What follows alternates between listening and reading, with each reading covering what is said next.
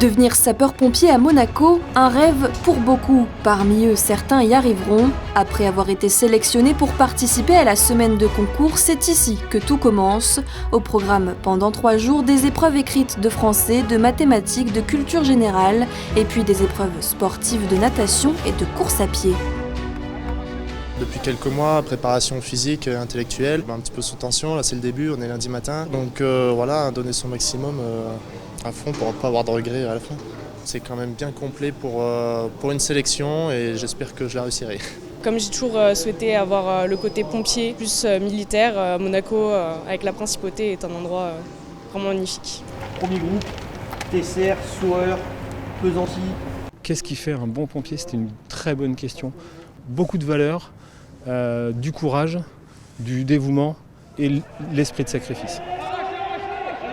Outre les barèmes et les notations, les futurs sapeurs-pompiers doivent faire preuve d'un esprit d'équipe. Et malgré la compétition, tous s'encouragent à donner le meilleur d'eux-mêmes. On les observe, savoir si le groupe se constitue, si on a quelque chose, une osmose qui commence à naître. Et pendant la semaine du concours, ils sont très encadrés, très observés. Et on regarde là vraiment tout ce qui se passe entre eux, toutes les interactions, de façon à pouvoir savoir si on a un vrai esprit de groupe, un vrai esprit de cohésion, une fraternité d'armes qui commence à naître dans ce groupe.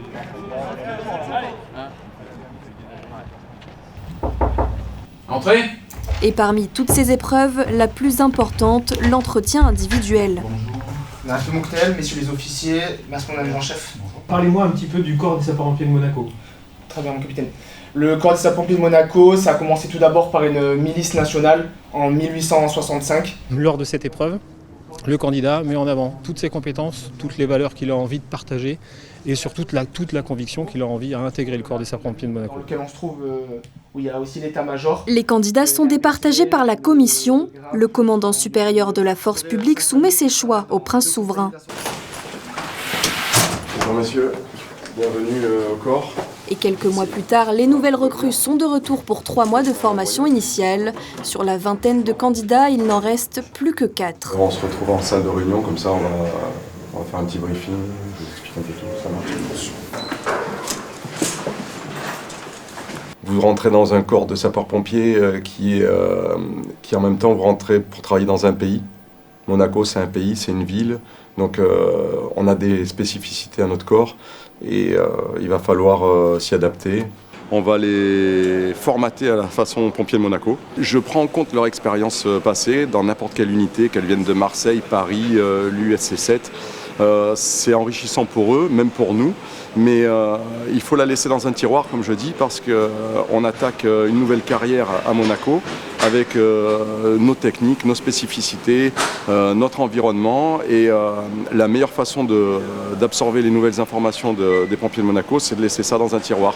Mais jamais l'oublier quand même, ça pourra toujours leur servir dans leur carrière. Bonjour. Romain, Valentin, Julien et Simon reçoivent chacun leur tour leur pactage, un uniforme pour cette nouvelle vie.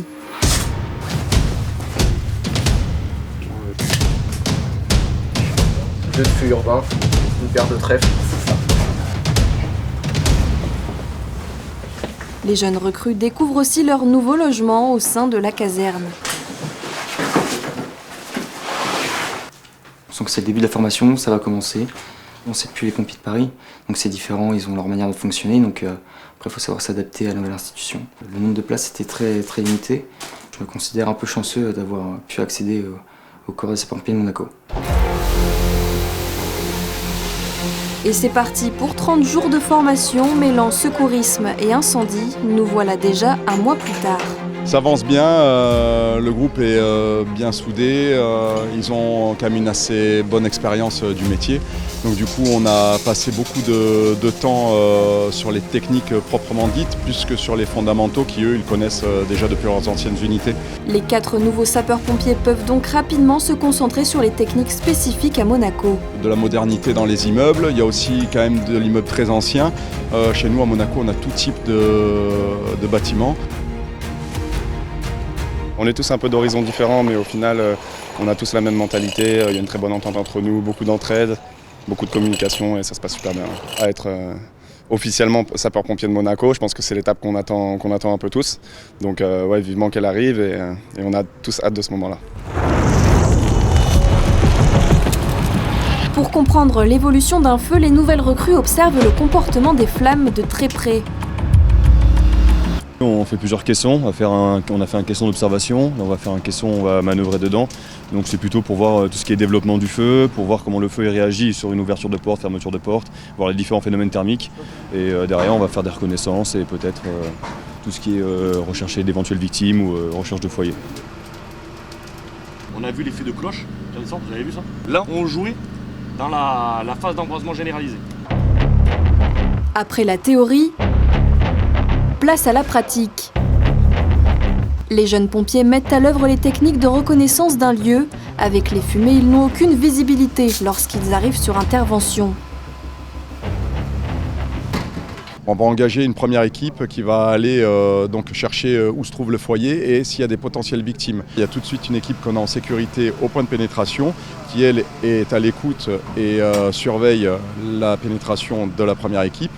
Et ensuite, si une victime est retrouvée par la première équipe le signale par radio comme vous avez pu voir, on ressort la victime rapidement et ensuite c'est le chef de point de pénétration qui va dispatcher ses équipes pour faire la continuité de l'intervention sans encombre. Il faut que tout ça soit transparent et que ça aille très vite.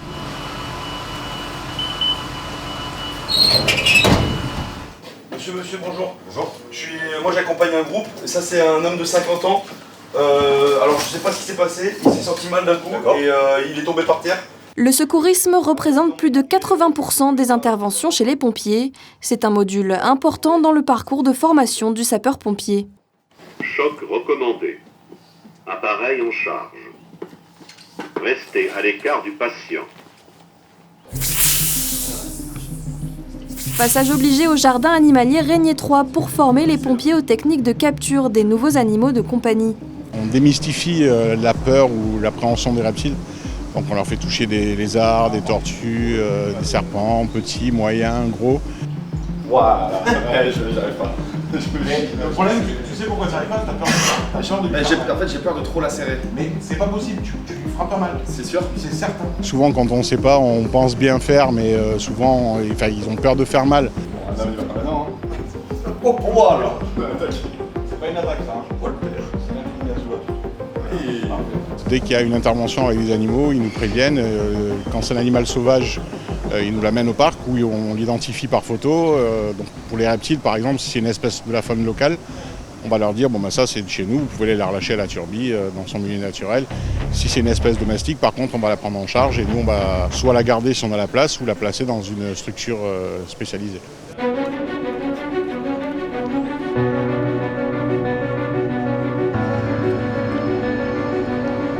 Sapeur Romain Richard, casque remis par le sergent Benjamin Bosque. Et nous y sommes, 3 mois plus tard, Valentin, Romain, Julien et Simon reçoivent leur casque pour symboliser officiellement leur prise de fonction au sein du corps.